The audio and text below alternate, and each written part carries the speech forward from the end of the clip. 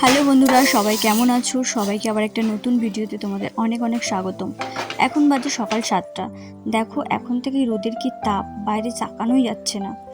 প্রেগনেন্সির এই স্টেজে এসে কষ্টটা যেন দিন দিন বেড়েই যাচ্ছে, আর একটুতেই হাঁপিয়ে উঠছি খুব।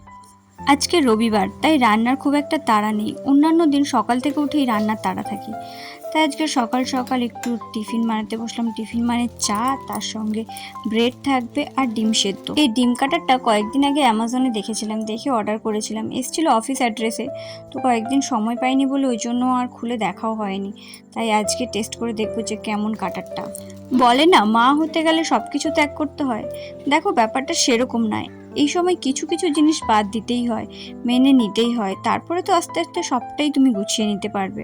যেমন দেখো, আমি টোটোর পেছনের সিটে বসে রিল্যাক্সে হাওয়া খেতে খেতে যেতাম, কিন্তু এখন ওটা বাদ দিয়েছি। টোটো গাড়ির সামনের দিকে বসাটাই সেফ বলে মনে হয়, তাহলে ঝাঁকুনিটা অনেকটা কম হয়। তুমি যাকে পৃথিবীতে আনছো তাকে তো সুস্থ স্বাভাবিকভাবেই পৃথিবীর আলো দেখাতে হবে, বলো? সে জায়গা থেকে এইসব ছোট ছোট জিনিসগুলো তোমাকে মেনে নিতেই হবে। আর এগুলো না অটোমেটিক্যালি মন থেকে চলে আসে, কাউকে বলে দিতে হয় না। বাহ, ডিমগুলো কিন্তু ভালোই স্লাইস হলো, আর স্লাইস করার জন্য অনেকটা বেশি বলেও মনে হচ্ছে। প্রেগনেন্সিতে প্রত্যেক দিন একটা করে ডিম সিদ্ধ খাওয়া খুব উপকারী। আমি তো প্রত্যেক দিন ব্রেকফাস্টে একটা করে ডিম সিদ্ধ রাখার চেষ্টা করি।